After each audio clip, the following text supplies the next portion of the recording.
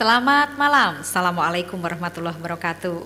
Ya pemirsa, senang sekali saya Jeng Yuni Doha TV kembali bisa menyapa Anda di satu program yang mungkin sedikit beda. Kami hadir di malam hari ini di akhir pekan. Sebelumnya saya juga ingin menyampaikan selamat berakhir pekan bagi Anda yang tengah bersama keluarga.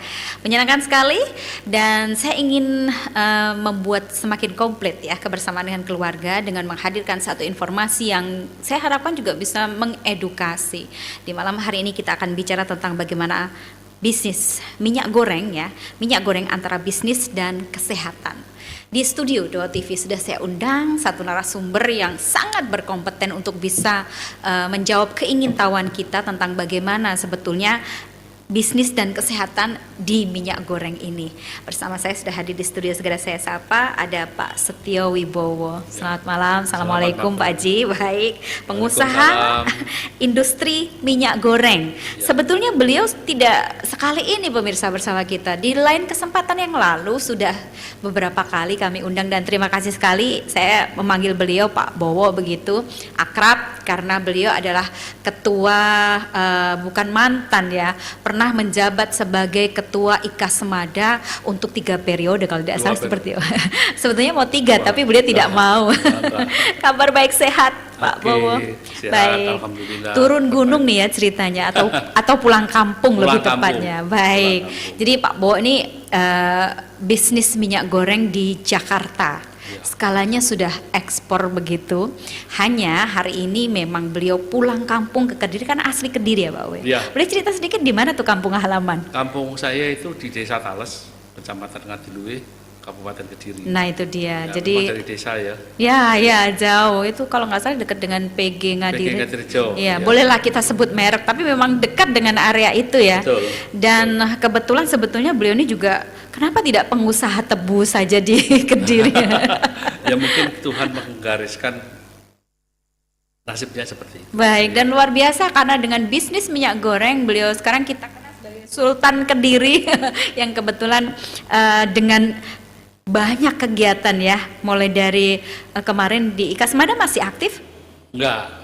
Sudah tidak terlalu, hanya tetap memantau dong, karena Iya. kan sekarang ada di posisi penasehat ya. Iya. Iya, betul. Dan memang pendidikan dari SD sampai SMA di Kediri ya, Pak Di Kediri. Mm-mm. SD-nya di Desa Tales, SMP-nya di SMP Ngadiluwe, SMA-nya di SMA 2 Kediri. Itu dia. Jadi untuk Anda yang mungkin ada di Tales dan sekitarnya atau mungkin Anda alumni dari SMP berapa nih? SMP Ngadiluwe waktu itu belum ada SMP Kalau berapa. sekarang SMP 1 mungkin SMP 1, ya. ya. Kemudian juga hari ini di Semada, maka jangan khawatir kita ngangsu kaweruh begitu ibaratnya karena beliau ini tidak pelit. Kan kami ini kan bergerak di bidang refinery minyak goreng yang bahan bakunya dari kelapa. Oh, Bukan kelapa. dari sawit. Kalau sawit itu biasanya perusahaan besar yang sangat besar itu menguasai dari hulu sampai hilir. Ya. Dari hulu itu maksudnya dari penanaman, dari land clearingnya, dari penanaman pohon sawitnya, terus termasuk penyiapan di ekstraksi sawitnya, CPO-nya, termasuk refinery-nya, dan termasuk juga bikin turunan-turunan atau derivat dari Minyak minyak goreng sendiri. itu, Oh. seperti margarin, segala gitu kan, itu turunannya. Beda dengan apa yang hari ini dikelola oleh Anda. Beda.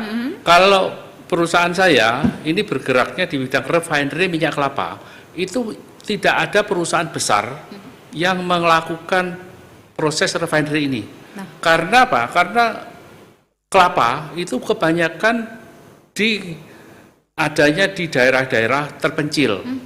Jadi itu ada koperasi, ada petani kelapa. Perusahaan-perusahaan besar itu tidak mau mengelola seperti itu. Bahkan kayak Bimoli segala begitu ya. Itu kan dia kan produsen dari margarin yang mereknya jangan saya sebut ya. Itu bahan bakunya Ya. itu 35% dari margarinnya itu juga ngambilnya dari saya gitu loh. Harus minyak kelapa. Bukan, itu di mix antara minyak kelapa dan palm oil. Oke. Sama. Baik. Jadi mereka goreng itu. Oke, baik. Nanti Itu kan. endingnya akan seperti itu. Jadi kita buat penasaran Kita mulai menuju dari situ dulu ya. Dari hulu dulu Dari ya. hulu dulu. Silakan. Minyak goreng itu kan minyak yang diambil dari tumbuh-tumbuhan yang itu untuk awalnya adalah untuk kebutuhan sehari-hari di rumah tangga. Tapi dalam perkembangan lebih lanjut, minyak goreng itu kepenggunaan untuk food itu jadi lebih kecil daripada non-food. Fungsi minyak goreng di dalam rumah tangga itu kan sebenarnya hanya sebagai media heat transfer. Jadi media heat transfer dari sumber panas, kemudian lewat minyak goreng itu, kemudian panas itu disalurkan ke bahan yang akan diolah. Begitu kan? Ya. Heat transfer. Heat transfer itu sebenarnya tidak hanya minyak goreng. Heat transfer itu bisa air. Kalau air itu mungkin disebutnya direbus ya. Ada juga dengan steam, uap air, itu namanya dikukus. Ada lagi dengan udara. Kalau media heat transfer itu dengan udara itu air fryer. Bahkan di daerah-daerah kayak di Papua, itu bukan hanya media heat transfer itu bukan berupa bahan cair atau bahan udara tadi, tapi berupa bahan padat. Batu dibakar, kemudian dicemplungkan ke lubang begitu di dalam tanah, batu panas itu terus nanti buat memanaskan sebagai heat transfer ke bahan yang dimasak. Itu bisa di situ bisa singkong, bisa ketela gitu terus. Jadi bisa, kita kenal istilah bakar batu seperti itu ya? Ya, bakar batu seperti itu, bisa daging begitu kan. Jadi fungsi minyak goreng itu sekarang kan tadi sudah saya katakan fungsi-fungsi yang tadi itu sudah berubah, bergeser.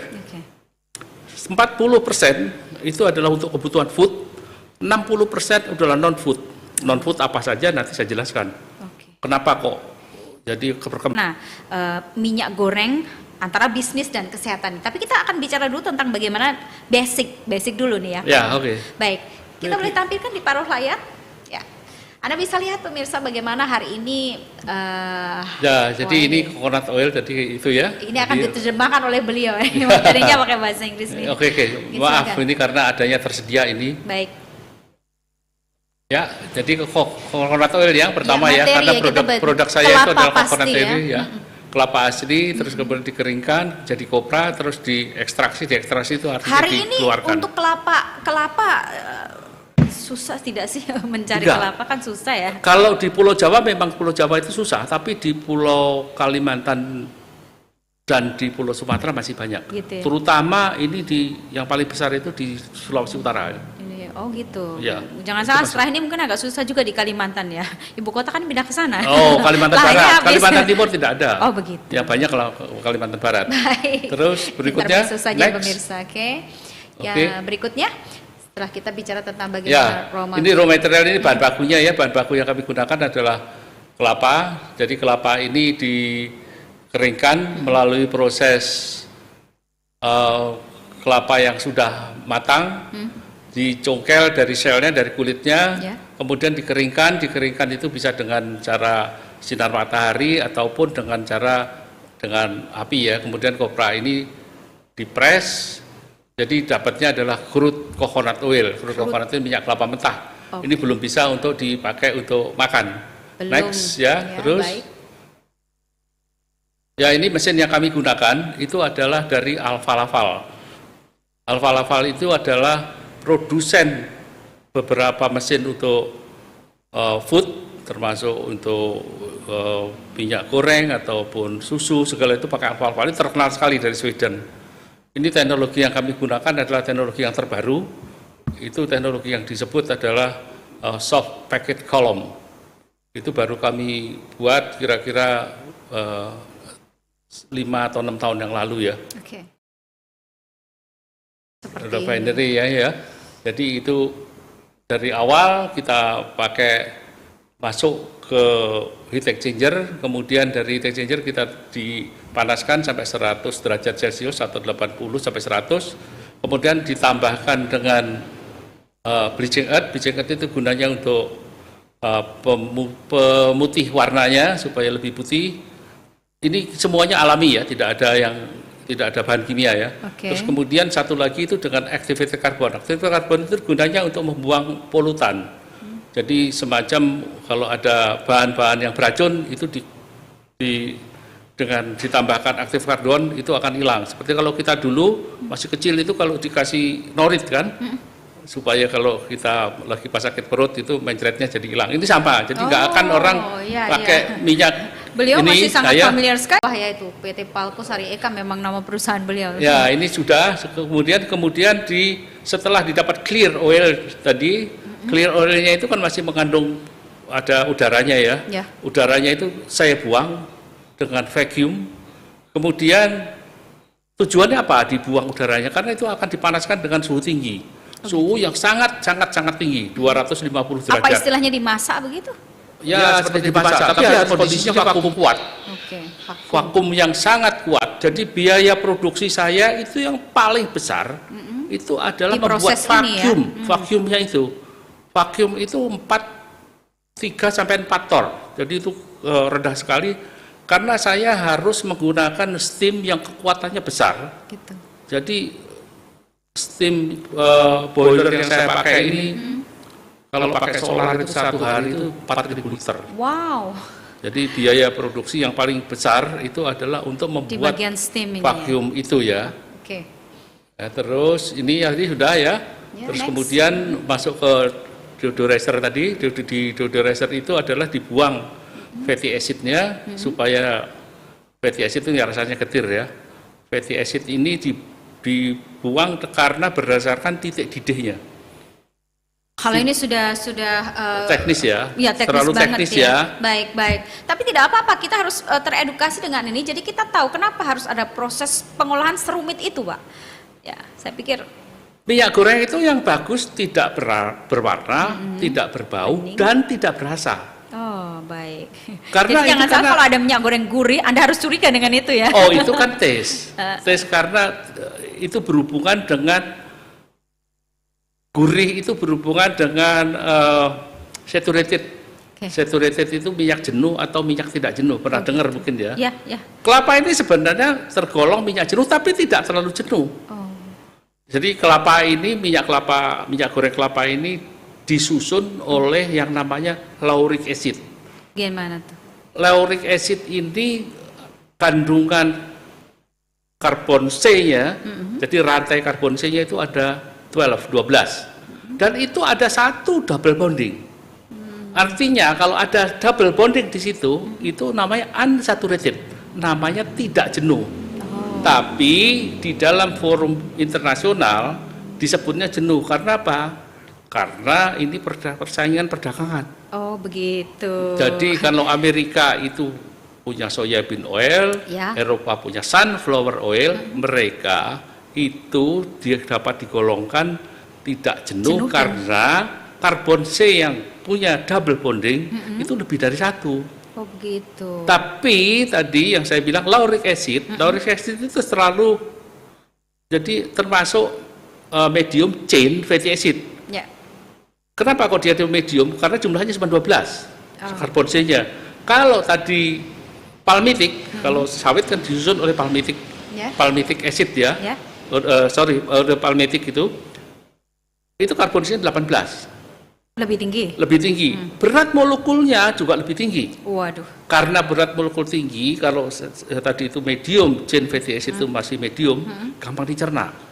Oh gitu. Jadi kalau Mbak Yuni konsumsi coconut oil, minyak kelapa ini, itu gampang dicerna. Aman. Ya. Lewat feses bisa, tapi kalau yang dibuang ya. Karena gampang dicerna. Kalau rantainya panjang, itu susah untuk dicerna. Akhirnya orang jadi fatty itu gemuk kan. Makanya bahasa Inggrisnya kan fatty, orang gemuk kan. Karena fatnya itu masih terbawa. Tidak bisa tercerna dengan kata lain itu tadi ya. Iya, seperti itu. Bahkan ya, saya sendiri itu sudah 40 tahun saya bergerak di bidang minyak kelapa ini. Saya terakhir tes gliserit saya itu masih 115. Aman kan? Jadi itu berarti kan dicerna. Minyak goreng ini kan di dalam kehidupan sehari-hari memang disebut minyak goreng. Bahasa Inggrisnya cooking oil. Bahasa ilmiahnya triglyceride. Bahasa perdagangan internasional RBD coconut oil atau RBD palm oil atau RBD apa ya? tergantung. RBD itu refined, bleach, and deodorize. Oke. Gitu ya. Pahamlah kita ya. Jadi Ini sampai di sedikit situ. ke Ya. hal yang sifatnya ilmiah. Tadi kan karena dihubungkan dengan bisnis dengan kesehatan. Kesehatan, berarti. betul, Ya. betul. Jadi secara background kita harus paham dan tahu betul kenapa pengolahan yang cenderung tidak terlalu banyak mata rantainya itu lebih aman untuk di pencernaan. Saya sedikit saja menggarisbawahi di sini. Tapi rupa-rupanya ini Bukan juga, bukan mata rantai. Karbon itu yang berantai itu kan karbon berikatan dengan karbon berikatan dengan karbon begitu kan. Ya, ya. Nah itu ada yang double bonding, ada yang mempunyai dua ikatan.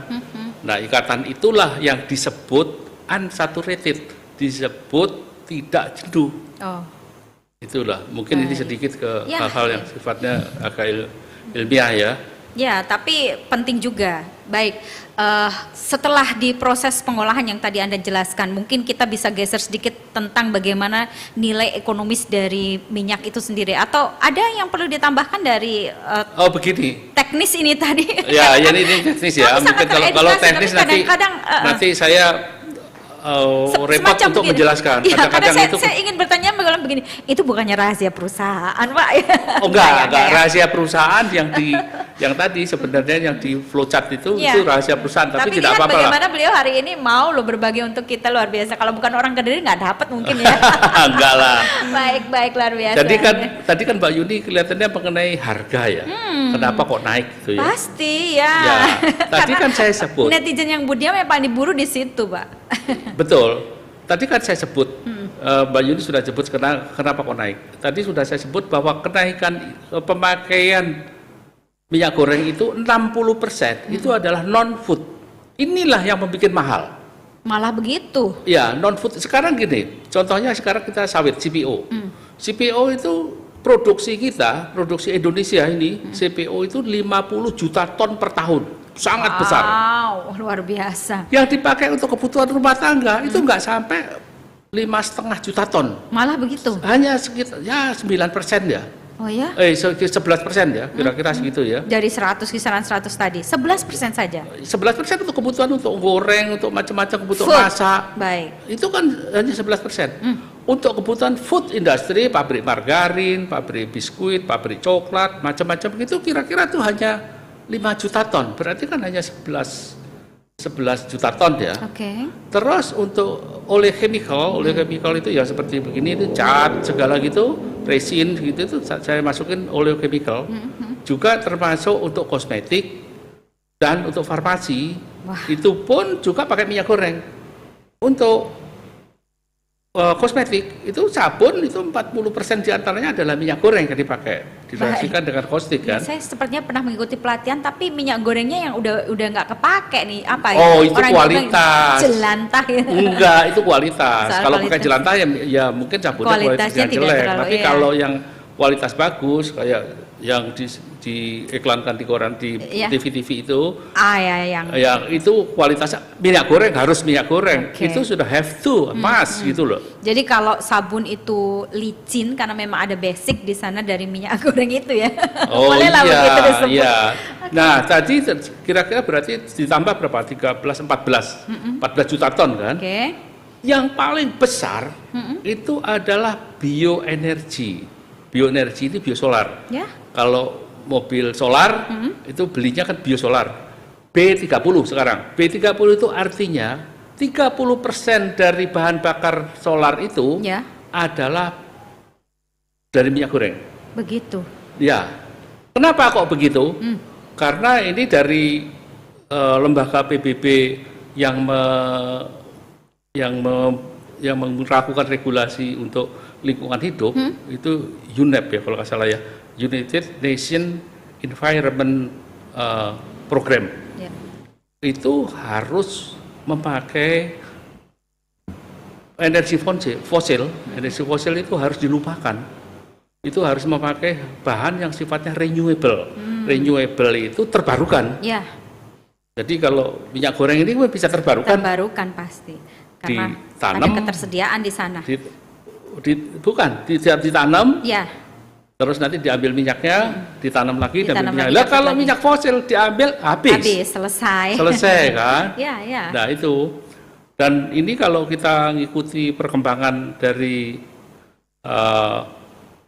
UNEP ini dan juga G20 ya, G20 ya, Ya. itu melarang pemakaian batu bara yang terus-menerus. Oke. Makanya sekarang batu bara itu harganya turun. Batu bara itu tahun lalu itu masih 400 US dollar per metric ton.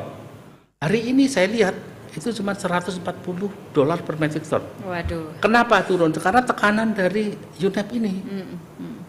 Karena batu bara itu kalau dipakai selama 30 tahun berturut-turut, Ya.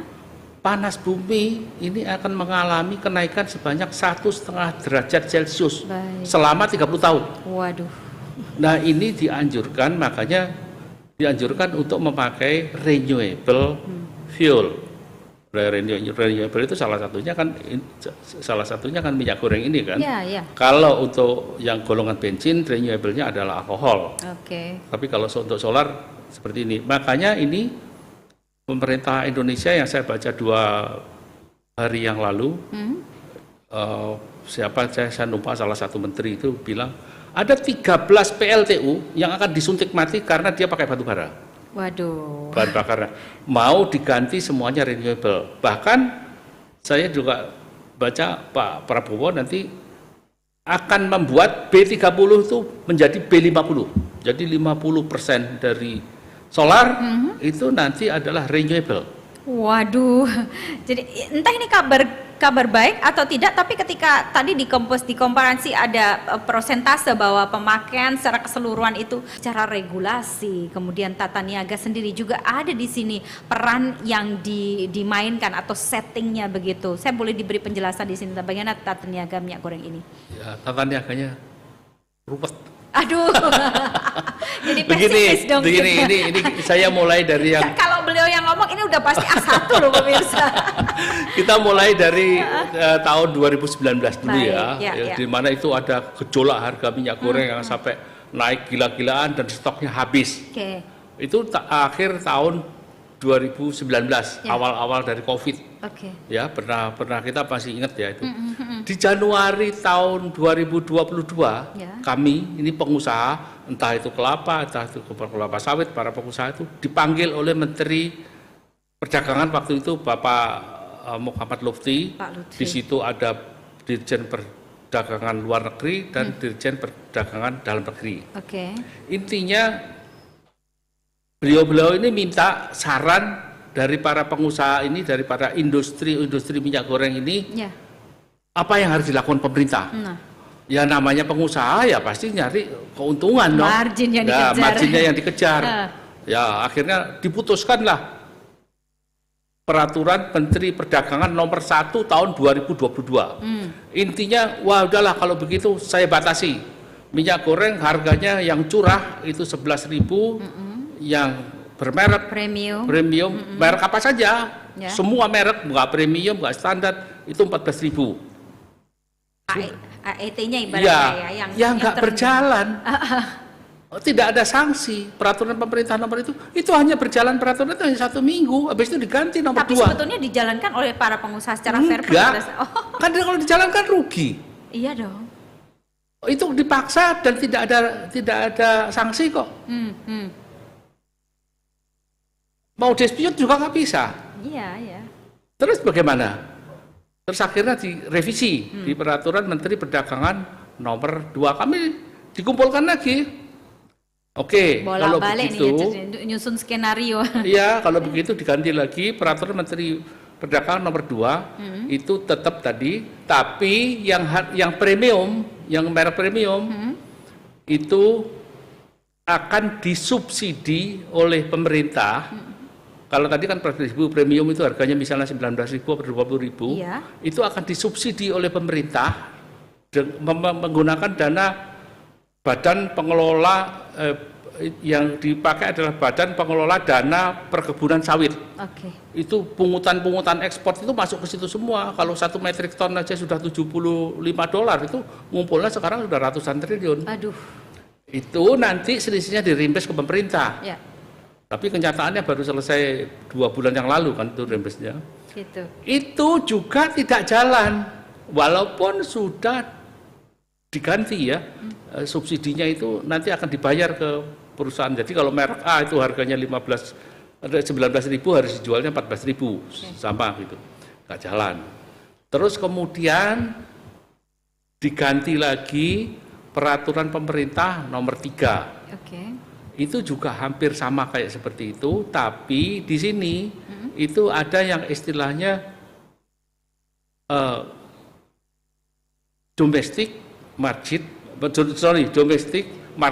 obligation (DMO). Oke. Itu DMO-nya itu harus 20%. 20% yang dipakai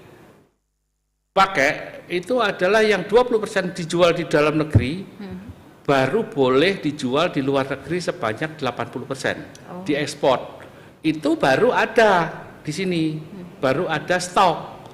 Karena mereka tidak akan bisa, sebenarnya tadi kan saya bilang 52 juta ton per tahun, itu yang dipakai di dalam negeri itu kan hanya sekitar 22 juta ton. Ya. Sisanya kemana? Diekspor. Ya. Koncolnya lagi sudah diekspor gitu, dolarnya nggak repatriasi, nggak masuk ke Indonesia, masih parkir di luar negeri. Aduh. Nah itu yang membuat Tambah ini lagi ya. ya repot kan. Jadi ada peraturan tadi, terus sekarang itu lebih ketat. Mungkin sudah nggak bisa parkir di luar negeri ya. Hasil penjualan ekspor itu harus masuk ke Langsung. Indonesia karena BI memonitor. Termasuk saya ini kalau saya ekspor, saya langsung disurati oleh BI. Oh gitu. Cocok apa enggak? Antara yang dokumen masuk, saya yang masuk itu, yang saya terima dari penjualan dari ekspor. Ya. Ekspor itu kan bisa LC, letter of credit, atau bisa TT, telegrapher transfer, bisa begitu. Itu BI semuanya memonitor lingkungan yang menengah ke atas.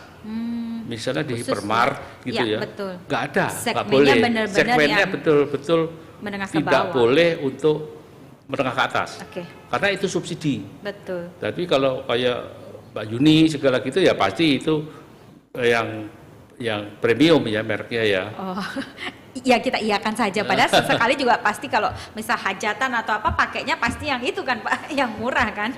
Iya, tapi kan belakangan ini kan agak memang yang Itu dia, itu susah dia ya. ingin saya tanyakan. Susah. Justru ketika sudah dipatok, sudah ada regulasi sudah keluar, langka. Langka. Itu masalahnya. Seringkali Nah, gitu. sekarang dengan kelangkaan itu tadi kan yang saya sesalkan itu kenapa pemerintah kok nggak bikin refinery sendiri, padahal kan itu untuk rakyat, perkebunannya punya. Bagaimana Anda menilainya? Boleh diulang tadi? Ini menarik sekali karena mungkin usulannya langsung dari praktis ini. Ya, itu kan minyak kita itu kan dibuat oleh perusahaan-perusahaan yang swasta kan, atas instruksi dari pemerintah. Baik. Makanya sekarang yang Menteri Perdagangan yang baru ini mengeluarkan lagi regulasi yang baru, Ya.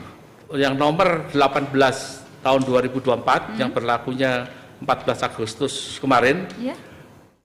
Itu DMO-nya itu harus minyak kita. Matilah perusahaan.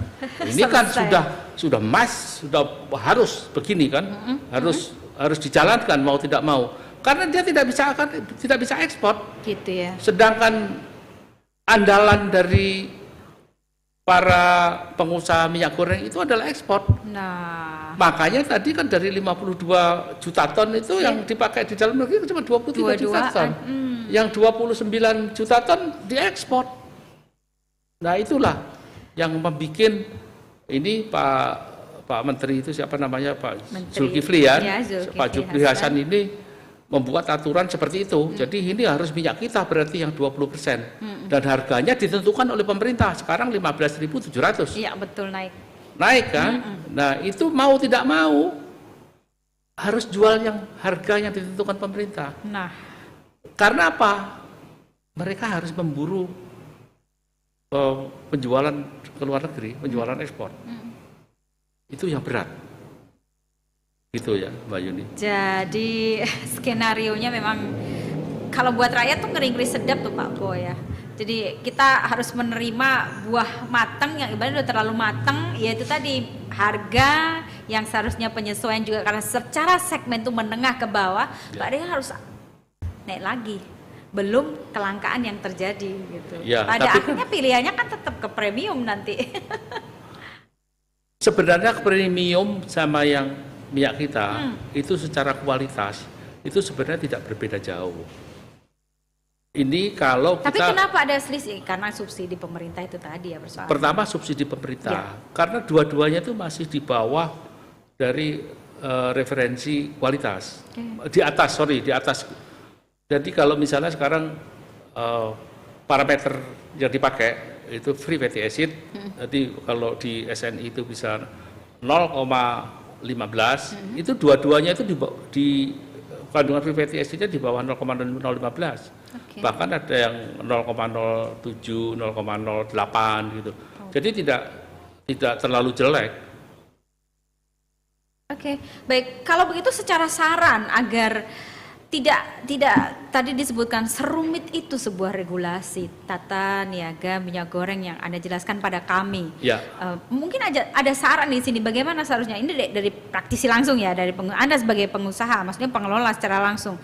Bagaimana agar kami yang sebagai penikmat nih ya, konsumennya itu tidak merasa langka, mahal, kemudian apa yang harusnya kebijakan yang dilakukan untuk bisa membuat seperti harapan dari masyarakat? Oh, sebenarnya ini sudah bagus. Ada minyak kita ini sudah bagus. Oh, gitu. Cuman pelaksanaannya yang kurang bagus. Nah, itu dia, di mana tahapan pelaksanaan yang harus dikoreksi di sini? Aduh, kalau saya ngomong pelaksanaan itu begini kan. Sekarang kalau tadi DMO-nya sudah ditentukan 20%. Ya. DPO, Domestic Price Obligation-nya sudah ditentukan 15.700. Ya. Itu sebenarnya sudah Pas ya. sudah cukup bagus, sudah worth it gitu ya. Tapi masalahnya lagi pelaksanaannya itu kadang-kadang itu ada suatu permainan belum 20% sudah diizinkan ekspor 80%. Itu dia. Nah itulah itu yang membuat harga itu jadi kacau. Cukup bagus loh sudah. Kan tadi kan dari 52 juta ton. Ya. Itu kan yang dipakai untuk kebutuhan rumah tangga cuma berapa? Cuman sekitar 5,4 juta ton kan? Ya. Itu hanya berapa? Hanya sekitar 11%. 11%. Dan ini 20%. Sudah cukup bagus, pemerintah sudah cukup bagus. Makanya pemerintah juga mendengarkan apa yang disampaikan oleh para pengusaha waktu dipanggil itu, kami dipanggil itu. Saran-saran seperti itu sebagian dipakai. Yang nanam. Intinya suka challenge begitu ya kalau Pak Boni ya. Ya. Mungkin karena asli dari wong desa begitu, sehingga filosofi yang dipegangku pada saat berbisnis juga sehat di sana. Betul, memang sehat. Jadi kalau kita tadi Mbak Yuni nanya mana mungkin makan Pilihan bertanya ya, mana kalau pilihannya pilihan. yang kelapa apa sawit gitu ya. Ya.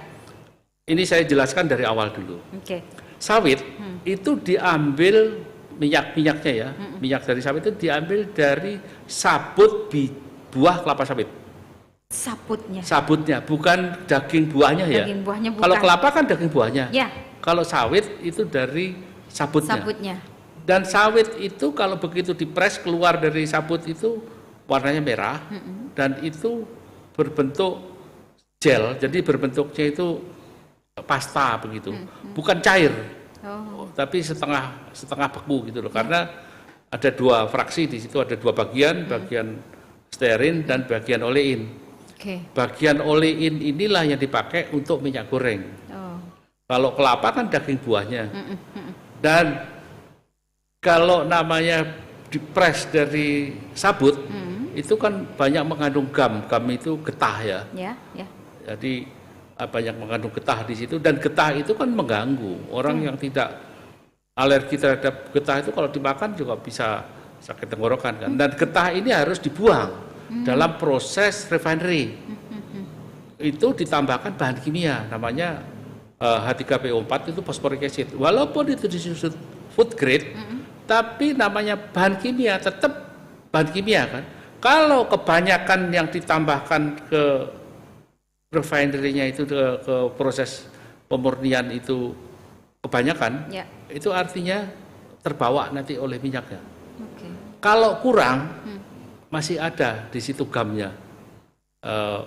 Yang tadi. Ya, ya, pemirsa, kita masih bersama dengan Pak Setio Wibowo, pengusaha industri minyak goreng yang basicnya adalah kelapa begitu ya. Jadi nanti tadi beliau sudah menjelaskan tentang bagaimana sebetulnya minyak kelapa itu pasti lebih aman begitu, karena lewat prosesnya juga ternyata lebih bisa dipertanggungjawabkan untuk bisa dicerna oleh tubuh kita dibandingkan dengan minyak dari sawit. Ini bukannya banyak kelebihan dan bisa dipertanggungjawabkan oleh badan kita, untuk badan kita lebih tepatnya begitu ya. Kita boleh ulas sedikit kalau bicara tentang bagaimana sebuah analisa yang Anda lakukan sebagai seorang produsen minyak goreng ya hari ini ya.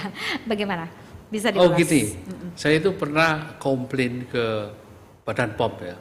Gimana? Mengenai parameter mutu. Parameter mutu minyak goreng itu kan ada fatty acid, sampai segitunya ya, komplain pada saat kandungan fatty acid berapa, kandungan peroxide-nya berapa, impurities dan kotoran-kotoran yang lain itu berapa gitu, terus saponification value-nya berapa gitu. Tapi ada satu lagi yang tidak bisa kita lakukan. Gimana tuh?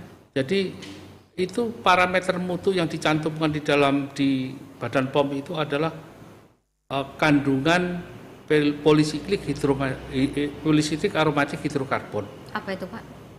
Dan benzoapirin.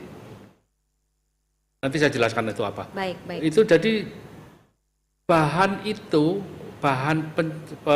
toksik itu karsinogenik dua-duanya ya. Itu belum bisa dilakukan tes di Indonesia. Kenapa itu dijadikan parameter kualitas? Jadi saya itu harus melakukan tes ke luar negeri. Kalau yang polisiklik aromatik hidrokarbon itu bisa dilakukan di Singapura. Sudah terjawab pada saat itu? Sudah nol semua. Bukan, maksud saya kenapa BPOM pada saat itu melakukan regulasi yang tidak bisa diadopsi, ibaratnya kan begitu? Iya, tidak bisa diratifikasi dari WHO maksudnya ya. Jadi itu alasannya supaya ada Badan POM itu lab-lab di Indonesia itu biar tumbuh gitu loh. Biar nanti bisa melakukan analisa itu. Jadi bingung saya. Di satu sisi harus wajib ada pencantuman itu, di sisi lain belum tersedia di dalam. Kalau kita kirim barang cair ke luar negeri, itu yang mahal itu bukan hasil analisanya, tapi pengirimannya. Barang cair itu kan mesti dilengkapi dengan dokumen-dokumen yang macam-macam, termasuk dokumen-dokumen keamanan dari penerbangan itu flammable apa enggak, begitu kan, toksiknya apa enggak gitu. Itu mahal. Saya pikir dengan jawaban, ini mohon maaf jadi sedikit mengulas kita ya. Dengan jawaban seperti itu kan rasanya tidak masuk akal sekali. Hanya sekedar membiarkan tubuh kembang lab di Indonesia, tapi di satu sisi. Tapi kan ya kita kan tetap kita ngikuti ya, karena parameter itu paling dia perhatian terhadap barang yang sifatnya organik. Gitu. Jadi kalau kita, Mbak Yuni pasti belum pernah lihat kali pohon kelapa itu ditanam terus nanti dipupuk, disemprot anti hama gitu, enggak kan, tumbuh secara alami. Betul. Iya dong. Tapi kalau sawit itu kan GMO, genetically modified organism. Gitu ya. Jadi dibuat GMO itu supaya apa? Supaya nanti cepat tumbuh, hasil minyaknya banyak, tahan cuaca, tahan hama, dan lain-lain begitu kan. Makanya ini GMO itu sebenarnya kurang sehat ya. Tapi kita setiap hari ketemu GMO. Kedelai GMO. Oh ya. Ya, sekarang lagi di soal banyak tuh ya. Kita jadi ngeri-ngeri sedang, para emak ini bingung mau masak apa. Oh iya, tapi jangan terlalu takut lah kalau kita terlalu. Ternyata kedelainya diimpor gitu. Tapi kalau saya jual barang ini ke Amerika, coconut oil ke Amerika, saya diminta non GMO. Pasti tuh ya. Iya, diminta sertifikasi. Mereka dengan tapi kalau mereka kita itu kan soybean impor dari mana? Dari negara Amerika juga. Kan? Malah begitu. Iya, ya sekarang gini. Seperti tadi kan Mbak Yuni mengenai hasil-hasil analisa itu ya. Jadi kita yang produk Palco ini saya nanti jadi promosi lah. Memang itu kenyataannya itu hasilnya adalah nol. Ya, kita jadi bicara fakta pH-nya saja ya. itu nol, faktanya nol. Ya karena kita sudah panaskan dengan temperatur yang cukup tinggi dan itu di bawah vakum yang sangat kuat. Ya. Dan teknologi yang saya pakai ini adalah teknologi yang terbaru, soft packet column tadi yang saya jelaskan. Itu jadi kalau dulu itu sebelumnya teknologinya saya pakai itu Sullivan itu orang Amerika, jadi teknologi yang saya pakai dari Amerika. Sekarang saya pakai teknologi yang mutakhir ini. Ya. Ini harus memakai high pressure steam boiler supaya tidak timbul bahan-bahan yang sifatnya karsinogenik. Itu tadi. Iya, karena kalau yang teknologi Sullivan itu nggak pakai itu. Sekarang kita apa sih itu high pressure steam boiler? High pressure steam boiler itu boiler yang tekanannya sangat tinggi. Coba sekarang Mbak Yuni, ban mobil saja berapa? 33 PSI. Ya. Itu hanya 2,5 atmosfer atau 2,5 bar. Gitu. Ini tuh 70 bar. Wah. Jadi sangat tinggi sekali. Bisa dibayangkan kayak apa itu kekuatannya. Makanya kan biaya produksi saya tadi yang besar adalah membuat di bagian steam steamnya. Steam untuk vacuum itu dan steam untuk high pressure-nya. Jadi ada dua steam yang dipakai. Sekarang itu banyak perusahaan, terutama perusahaan yang makanan ya. Itu minta dibuatkan saya hydrogenated coconut oil. Apa itu hydrogenated oil? Hydrogenated oil itu dibuat minyak itu sangat jenuh, sangat jenuh. Jadi sangat saturated. Tujuannya apa? Supaya nanti lebih crispy, supaya itu kalau Mbak Yuni mungkin atau pemirsa itu beli di beberapa restoran gitu ya, itu kan walaupun kita bawa pulang kadang-kadang masih gurih. Iya. Nah itu digoreng dengan deep frying. Tadi itu. Deep frying itu bahannya adalah hydrogenated coconut oil. Hydrogenated itu jadi yang membuat cepet tengi itu. Jadi kalau sudah yang deep frying itu kan nggak pernah diganti minyaknya. Iya. Kurang ditambah terus begitu. Dikasih lagi gitu ya. Dikasih lagi, ditambah lagi. Ini memang permintaan khusus. Nggak boleh minyak itu dibuang. Ya. Jadi nggak mau rugi lah istilahnya. Nggak mau rugi ditambah. Makanya ini ya teknologi bahan yang diminta ini teknologi yang khusus lagi. Karena apa? Karena itu saya mesti mengganti ikatan oksigen itu dengan hidrogen supaya tidak mudah tengi, supaya tidak mudah rusak minyak itu. Tapi itu WHO sudah melarang. Hanya di Indonesia hydrogenated oil itu ada dijual. Makanya yang disebut junk yaitu junk food. Junknya itu saya pikir itu adalah karena proses pengolahannya. Bukan, saya pikir itu bahan yang digoreng. Ternyata adalah media heat transfernya ini. Ya itu ya pemirsa, ya mungkin saya mohon ya pemerintah untuk minyak kita ini bikinlah refinery sendiri untuk dipasarkan ke rakyat.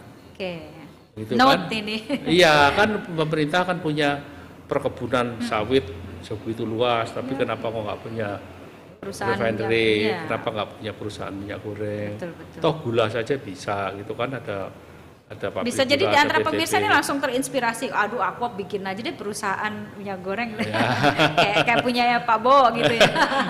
Susah jangan. Begitu ya, Mbak Yuni ya. Baik, saya terima kasih sekali untuk waktu yang berharga ini, dan sekali lagi untuk pemirsa Deo TV dimanapun Anda berada, kalaupun terlewat dengan bincang santai kami di akhir pekan ini bagaimana minyak goreng antara bisnis dan kesehatan, kami sudah ulas tuntas langsung dari pakarnya, beliau pengusaha minyak goreng kelapa loh ya, bukan kelapa sawit ya, Pak Setio Wibowo. Lagi pulang kampung, nanti kapan-kapan kalau pulang kampung lagi kami tagih begitu ya. Boleh. Nanti kalau ada perkembangan lagi boleh. Ya, baik. Ada bisa diupdate, ada bisa sampaikan agar kita lebih teredukasi. Ini putra daerah langsung loh ya, asli wong Kediri. Salam sukses dan semoga sering ada waktu untuk menyapa kami warga Kediri.